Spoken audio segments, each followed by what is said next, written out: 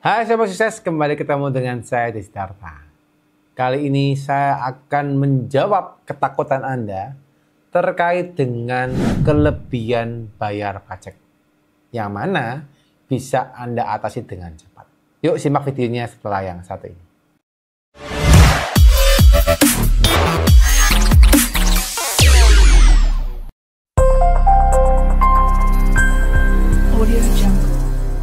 Oke buat teman-teman, hari ini gimana kabarnya buat teman-teman ya? Semoga semua sehat, diberkatin, dan juga semuanya happy ya.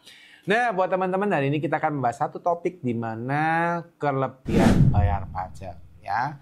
Jadi by the way, yang mungkin isu atau hal yang beredar di lapangan adalah banyak wajib pajak itu yang takut ya. Takut apa? Takut kalau sampai kelebihan bayar pajak ya. Stigmanya di lapangan adalah gini. Wah, pokoknya bayar pajak itu tidak boleh turun, ya. Kenapa? Karena kondisinya kalau turun itu nanti takut diperiksa. Ya, itu stigmanya mereka, ya. Jadi, kalau bisa setiap tahun harus ditambah dinaikin, ya. Bahkan ada yang ngomong gini.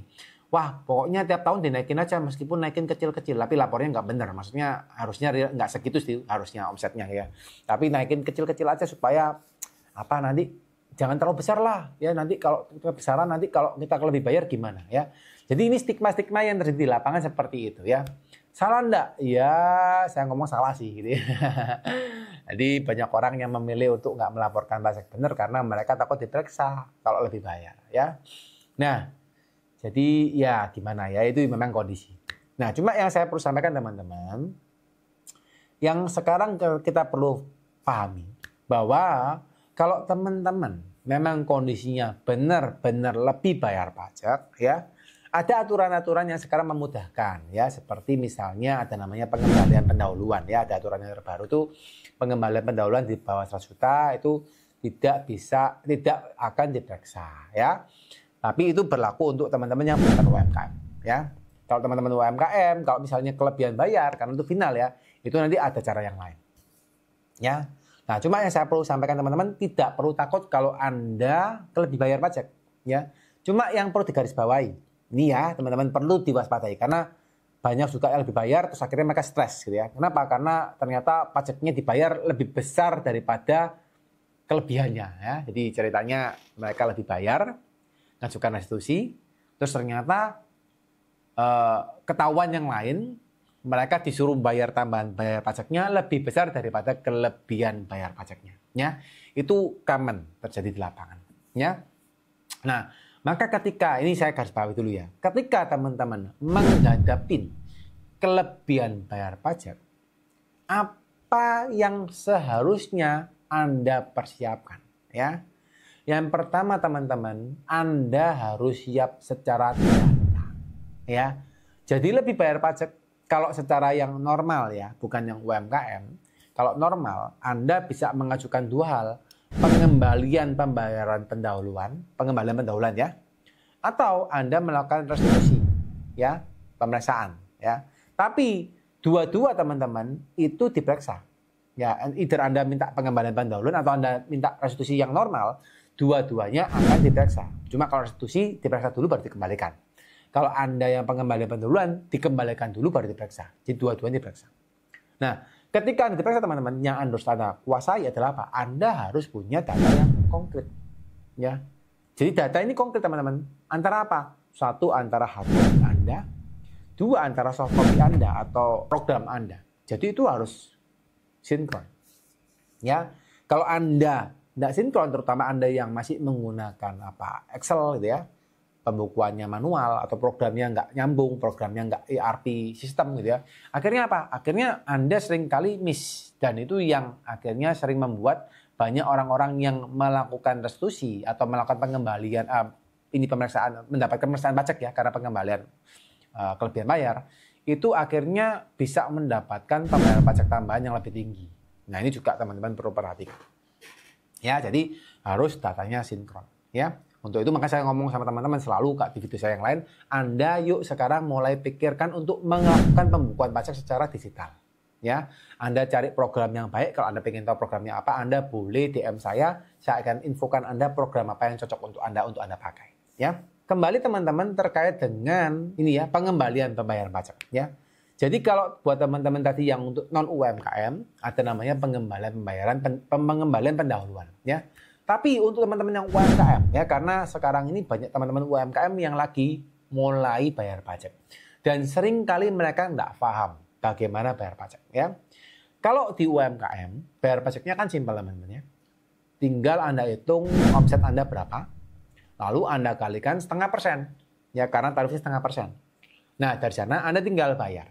Anda tinggal bayar, nggak perlu lapor ya. Nggak perlu lapornya cuma bulanannya teman-teman ya. Tapi akhir tahunnya Anda harus lapor ya. Jadi jangan salah. Wah saya dipikir nggak perlu lapor. Ternyata salah ya. Anda memang bayar, nggak perlu lapor tiap bulan. Cuma bayar aja. Tapi Anda harus terlapor di akhir tahun ya. Atau di awal tahun depan. Itu untuk seluruh penghasilan Anda. Ya. Beberapa UMKM ada yang mendapati kelebihan pembayaran pajak. Kenapa masalahnya? Karena, nah ini ya, ada aturan di mana ada fasilitas untuk teman-teman UMKM yang mendapatkan omset masih di bawah 500 juta, ya. Atau misalnya Anda pun di atas 500 juta setahun, ya, bayar penghasilannya, omsetnya, ya. Untuk batasan penghasilan dari 0 sampai 500 juta pertama, itu Anda tidak perlu bayar pajak, ya. Dan jujur teman-teman, ini banyak teman-teman UMKM yang nggak ngerti loh. Ya, teman-teman UMKM yuk dilihat. Ya. Jadi kalau Anda masih punya omset 4,8 M ke bawah dan Anda masih dapat klasifikasi UMKM dan Anda perorangan, ya, perorangan bukan badan usaha. Anda boleh mendapatkan fasilitas ya sebesar 500 juta omset pertama, nggak perlu bayar pajak. Ya. Jadi kalau sekarang Anda sudah terlanjur bayar pajak, nah Anda coba cek SPT Anda beberapa tahun yang kemarin. Ya, Anda lihat ya. Ingat saya itu berlaku dari setahun 2 tahun kemarin. Ya, saya agak lupa. Nanti saya cek aja di Google teman-teman ya. Cek aja di Google. Itu berlakunya tahun berapa. Nah, kalau seandainya sampai ketahuan ya bahwa ternyata Anda benar, oh Pak, ternyata di tahun 2023 kemarin atau di tahun 2022 kemarin, saya lapornya full Pak. Omset saya 3 miliar Pak. Saya lapornya 3 miliar dikalikan 0,5% bayarnya. 5% ya, dikalikan 0,5% ya, berapa? 15 juta ya, 3 miliar dikalikan kalau 1% kan sama dengan 30 juta ya, 0,5% ya, 15 juta ya. Anda sudah bayar 15 juta ya. Nah, Anda omset 3 miliar sudah bayar 15 juta. Padahal harusnya omset 500 juta pertama, itu Anda tidak perlu bayar pajak. Berarti 500 juta dikalikan 0,5% berapa? 500 juta dikalikan 0,5%, 2,5 juta ya. Nah, berarti setiap tahun teman-teman, Anda punya kelebihan pembayaran pajak itu 2,5 juta. 2023 lebih 2,5 juta, 2022 itu lebih 2,5 juta teman-teman. Ya. Nah, itu Anda teman-teman boleh melakukan 2 cara. Ya. Cara yang pertama, Anda bisa pindah bukukan. Ya. Jadi jangan didiamkan teman-teman, lumayan loh 5 juta ya. 5 juta kalau Anda nggak mau saya ngambil aja ya. Saya pindah bukukan gitu ya ke rekening saya. Kan lumayan 5 juta kalau dikalikan berapa WP ya. Nah, Anda coba sekarang liatin, oh kalau 5 juta ya dipindahin. Dipindah bukukan. Ke mana? Ke pembayaran pajak di tahun ini. Jadi kalau misalnya Anda 2022 sudah lapor full, 2023 sudah lapor full, ya. Anda cek, wah tuh kelebihan 2,5 juta 2022, 2,5 juta 2023. Anda buatlah surat untuk mengajukan pemindah bukuan. Ya, buat surat kepada KPP pindah bukukan dari bulan apa? Misalnya Januari Februari 2022 dan Januari Februari 2023. Anda pindahkan ke mana? Ke misalnya Anda setoran di bulan Juni 2024, Juli 2024 dan Agustus 2024 boleh. Jadi Anda tinggal pindah bukukan. Jadi jangan dibiarkan teman-teman ya. Dan teman-teman saya boleh katakan itu Anda tidak ada risiko apapun. Ya. Anda tidak akan diperiksa. Kenapa? Karena KPP juga sadar tidak semua UMKM itu bisa paham pajak. Tidak semua UMKM bisa mendengarkan informasi terkait dengan perpajakan dan mungkin bisa lupa atau bisa nggak tahu. Jadi mereka memudahkan Anda untuk melakukan pemindah bukuan. Ya. Tapi kalau ternyata Anda memang tidak mau dipindah bukukan, Anda mau ditarik balik pun itu juga boleh. Ya. Tapi memang ada sedikit prosedur untuk dilakukan pengecekan. Ya. Ya, itu memang kalau saya sih lebih enak opsi yang pertama, lebih aman, lebih gampang lah ya. Tapi kalau Anda pun mau opsi yang kedua pun, ya harusnya juga tidak terlalu beresiko. Ya, nah ini teman-teman ya, buat teman-teman sekarang coba cek SPT-nya, coba cek pembayaran pajaknya ya. Dan teman-teman yang lain omongin ya, teman-teman yang komunitas UMKM ya, teman komunitas UMKM ya, Anda omongin teman-teman yang lain ya, terutama yang omsetnya masih 4,8 M. Ayo sudah bayarnya gimana? Ya, jangan-jangan Anda 300 orang ya, 1000 orang satu komunitas ya, ternyata ada tidak tahu informasi ini ya, dan Anda ternyata sudah bayar pajaknya full. Ya kalau 1000 orang dikalikan 5 juta teman-teman dapat 5 M.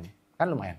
Ya. Nah, sebarin video ini supaya banyak teman Anda yang tahu dan akhirnya apa? Anda bisa ngambil balik uangnya atau dipindah bukukan ke tahun-tahun berikutnya.